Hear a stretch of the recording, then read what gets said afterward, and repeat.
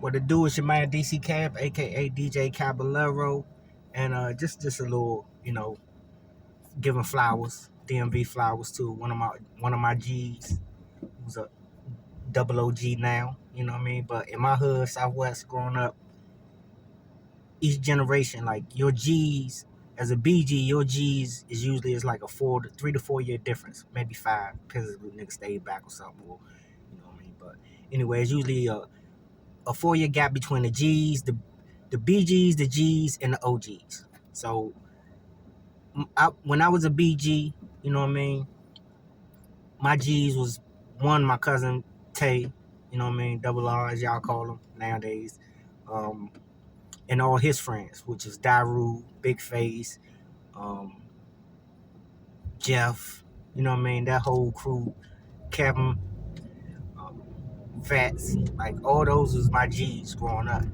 So when I jumped off the porch in the 90s, late 90s, I'm a late bloomer. Like some dudes my age was already out there, but I'm the only child in the project, so I ain't really have to get into the street life. You know what I mean? But it was so prevalent, and I wanted to start my own record label, be a rapper, and things of that nature. That shit, it made sense. I dropped out of college and started a label.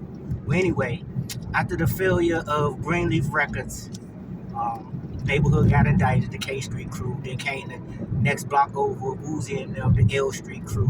You know what I mean? You know how DC do crimies, with that shit. So my record label was Greenleaf Records. The diaper was on K Street. So, and I was catching charges. So, you know what I mean? The name went away. The record label never stopped. Like Greenleaf Records still exists. It's me. You know what I mean? But that shit went away. You know what I mean? Back then I didn't have the knowledge to know, like, nigga, just the name. But so in that mess, I was in limbo because the street money ran out, got charges, money slowing down. You know what I mean? I got a son that's 4 years old that I was playing as godfather, but it was really my son. You know what I mean? So I got him. The DNA test come back on my baby mother's other baby father that it wasn't his son. You know what I mean? So my son 4. And my discussions, I'm gangster like that. Like, nah, bitch, you fuck me over. I need my son. You gotta give him to me. You know what I mean? So I was taking care of my son, but I'm still doing music. So I was in limbo. I had no equipment because I was taking the money, going to the studio, making the beats and the music and shit like that. I was learning on the fly. So at this time, my G's had a apartment on O Street. You know what I mean? Mainly Big Face, Is, and things of that nature. So they was doing music. Face was throwing parties. My man Big Face, I'll give a shout out to Ricky. Big Face, DJ Face, DJ Big Face, but DJ Face. But anyway, my man Ricky Hester, Big Face. He had studio equipment. He had an ASR 10, and that was the equipment. That was the premier piece during this time. We're making beats. This joint cost like $3,800, brand new, whatever. And he had one, but he was playing around with it. So I was like, boom, let me, you know what I mean? I used to go over to this clubhouse right there on the corner on O, and I'll play around, start making beats and shit, sitting around fiddling, then Face, you know what I mean? So I became like his little apprentice as far as learning equipment because, like I said, I was making beats in the studio. I didn't have the knowledge to think to buy equipment. When we was getting all this money, I'm making $8,000 a week in just hustling 2 days. You know what I mean? I didn't think to go buy equipment. I was just going to the studio, writing rhymes all week, working, going to school, that type of shit. But Big Face looked out for me. He let me get up in the game. I mean, it was a payoff, you know what I mean? But because wasn't nobody into this shit, you know what I mean? So it was like a kindred spirit. We had a similar interest, But Face a wild boy, you know what I mean? That's he my G. So I've always got love for Face, you know what I mean? You know what I mean? I ain't gonna let y'all know me. I don't let we discuss amongst each other about each other if that need be. But man, I always got love for Face, man. Can't no nigga take nothing bad about Face to me.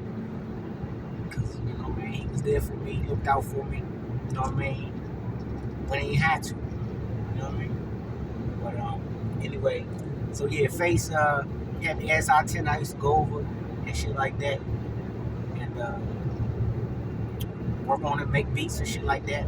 I think the only other that around this time it wasn't just me. We had Cartier and Cafani and them. They had the collabo thing. So I was trying to get them beats and all that shit. Then I had Greedy PD and Reds on K Street. I had them called the Alley Cats. I had Monkey Keith, we called the Monk Man as a rapper.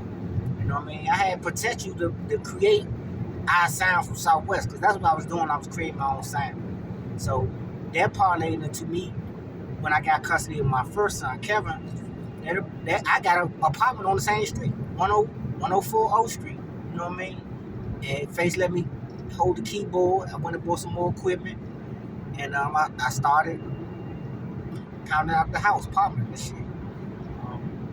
Put my son in the Amadon, you know what I'm saying? So he could have the same experience I had on the same elementary school. But Face looked out, you know what I mean? We started, you know what I mean? Boom. So I created, in that transition between Greenleaf Records, I had started Paul's Entertainment, and then that parlayed into Smash Mouth Hip Hop, which parlayed into that same son passing in 09, me retiring, and all that becoming KDadMedia.com, which is my business, right? So KDad Media is over, ain't going nowhere. That name ain't gonna never change. And off that, I create brands, and that's what I get so many ideas daily download that I have to ignore something.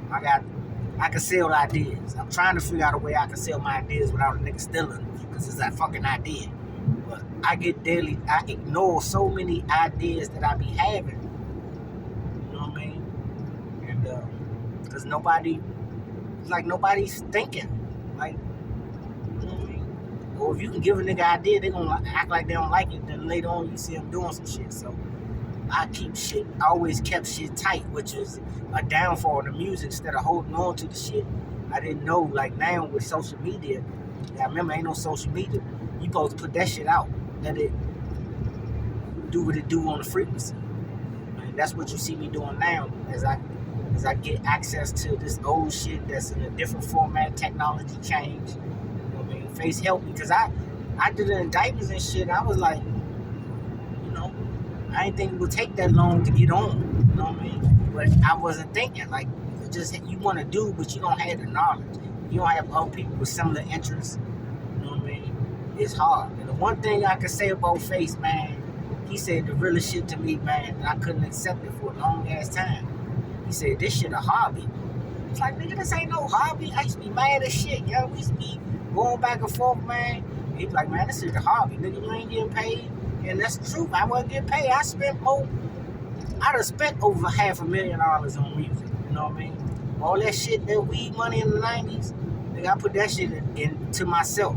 And I ain't gonna never stop posting that shit. Nigga, all that shit with my rap partner that's doing 90, Southside Spook, aka Bad Boy, Steve Rush, I ain't gonna never stop posting that shit. Because that's the shit I invested in, you know what I mean? So, it's mine. I own my masters.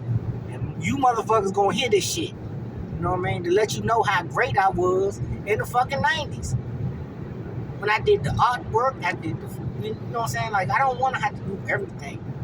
But if nobody see your vision, you got to do it. But that's why I'm so fucking technically advanced. You know what I mean? Because I had to do this shit. I dotted all, crossed all my T's and dotted all my I's. You know what I mean? Just to make sure we ain't get fucked over. But when you do that, you don't leave room to get fucked over. You know what I mean? They like, oh no, this nigga business tight. You know what I mean? You ain't getting on like that unless you know the right people. And I'm not, my networking skills is horrible. Like, I don't be wondering, like, this shit gay. Networking is weird. You know what I mean? Like, damn. But, so, I never really had the team. Like, the one thing I appreciate about Rockstar Malik, Rockstar Majors, man, they support. Like, the youngest today, they come together to support because they want to get them niggas up out of here. You know what I mean?